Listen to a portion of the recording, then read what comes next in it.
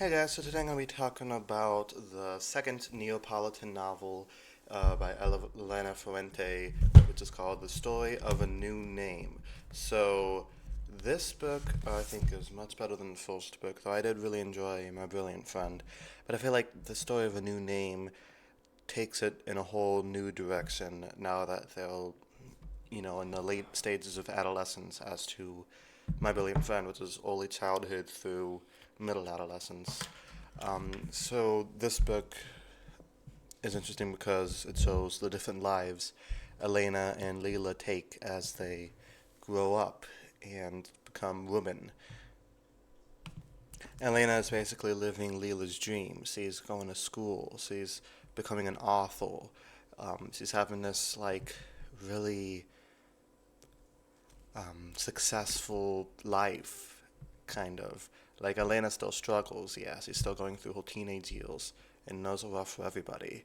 But more or less, she's achieving her dreams. Meanwhile, Leela is doing the opposite. She couldn't go to school because her dad wouldn't let her, and she ends up marrying Stefano Karachi, which turns out to be even worse than she would ever imagine. When they dated, he was nice, but as soon as she marries him, he's very abusive and hostile. Which, if you haven't read this book, first of all, spoilers, I'm going to spoil this book. Second of all, there's a lot of sexual violence in this book, so if that triggers you, don't read it. But yeah, Stefano just kind of beats her up all the time, and it's pretty unsettling.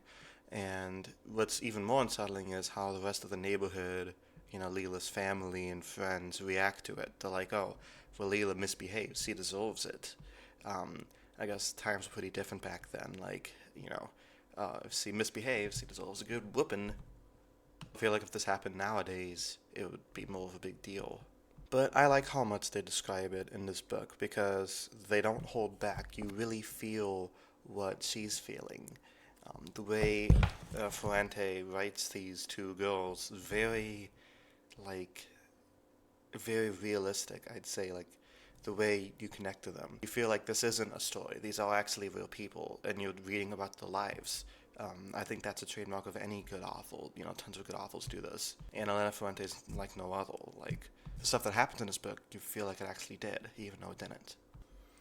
So, around the midpoint of the novel is when Elena, Leela, Stefano, and Leela's stepmother and mother, they take this trip in the same Ischia, which is the same island that Elena took in book one. And it's a very interesting week because this is when Nino comes back into their lives. And Elena's had a crush on Nino since they were children, but Leela actually starts having an affair with him. And I don't know, there's really mixed feelings here because like Leela asked Elena if she was still into Nino, and she was like, "No, I'm not," even though she was lying. But she just wanted an escape from her abusive husband. So there's so many shades of gray here. Meanwhile, Elena's stuck with Nino's creepy pedo dad. So that's a great chapter. But I didn't enjoy reading that one. But Leela's relationship with Nino continues even after they get back home, and it keeps going. But Stefano's also cheating on Leela with, I think her name's Ava or something, Ava. And apparently the whole neighborhood knew this entire time, but they just didn't tell Leela. Leela's family sucks, by the way. Her brother sucks, her dad sucks, her mother doesn't suck as much. She's more of a victim. She doesn't really suck that much. So she runs away with Nino, but then Stefano's friends find Nino and they threaten to kill him. So he runs away. Um, so then she comes back and lives with Stefano. Gets beat some more, I guess. And she's like, your son isn't even your son. It's Nino's son. And Stefano's like, haha, you silly woman. That's not true. It, we never find out if it's true or not. So I guess that's left to be ambiguous. Or maybe we'll find out in book three. I don't know. But eventually, she does leave because one of her friends from childhood, she starts living with him instead.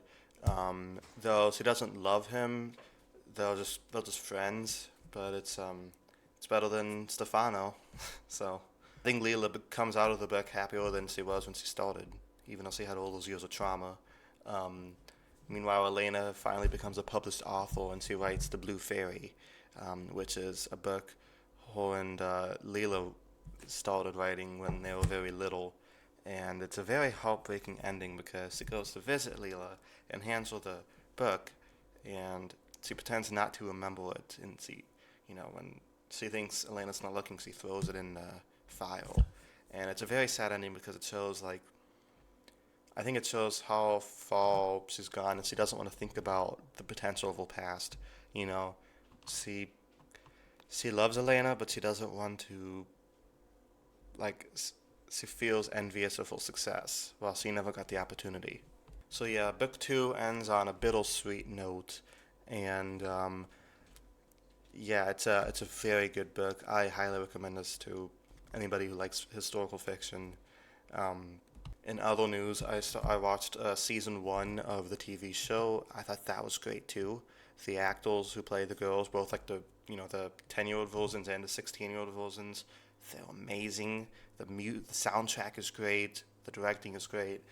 I mean, it's HBO, so I'm not exactly surprised. HBO is my favorite channel after all. So yeah, let me know what you guys thought of the story of a new name down in the comments below. Please do not spoil books 3 and 4 because I have not read those yet. Thank you guys so much for watching, and until next time, peace.